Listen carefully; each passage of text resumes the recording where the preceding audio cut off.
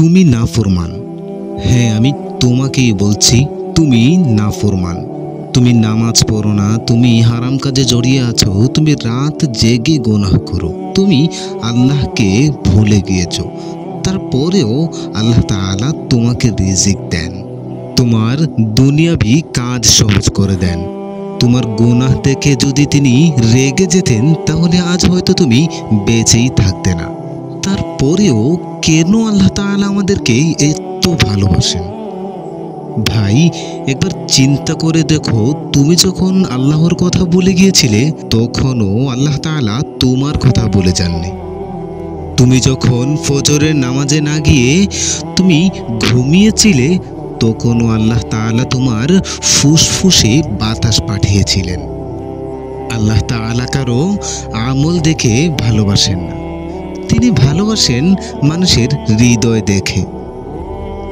তোমার গুনাহ আছে ঠিক, কিন্তু তুমি যখন গুনাহ করে আফসোস করো ঠিক তখনই আল্লাহর দয়া তোমার দিকে ফিরে আসে।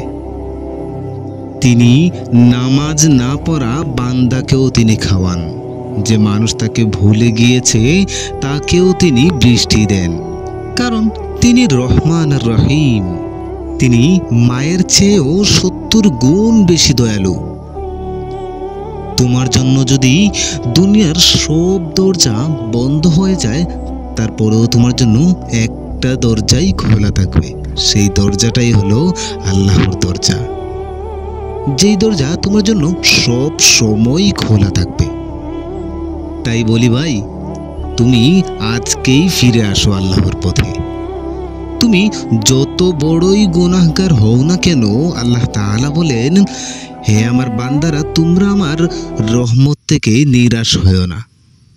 আল্লাহ তাআলা আপনার সমস্ত গুনাহকে ক্ষমা করে দেবেন। আজ থেকে একটা সিদ্ধান্ত নাও, প্রতিদিন 5 মিনিট হলেও আল্লাহকে স্মরণ করবে, তাহলেই দেখবে কেমন করে আল্লাহ তাআলা তোমার হৃদয় পাল্টে দেন। এই ভিডিওটা দেখে যদি তোমার মনে হয় কিছুটা হলেও তোমার উপকারে এসেছে, তাহলে তুমি এই ভিডিওটা শেয়ার করো, যেন অন্যরাও হেদায়েতের পথে আসতে পারে, যেন তোমার বন্ধুও হেদায়েতের পথের দিকে আসতে পারে। আর এমন একটা কমেন্ট করে যাও যে কমেন্ট মানুষের হৃদয় ছুঁয়ে যাবে। আর অবশ্যই এরকম ইসলামিক ভিডিও পেতে আমার এই চ্যানেলটিকে সাবস্ক্রাইব করে পাশেই থাকবেন। দেখা হচ্ছে পরবর্তী ভিডিওতে। এর আগ পর্যন্ত ভালো থাকবেন। আসসালামু আলাইকুম।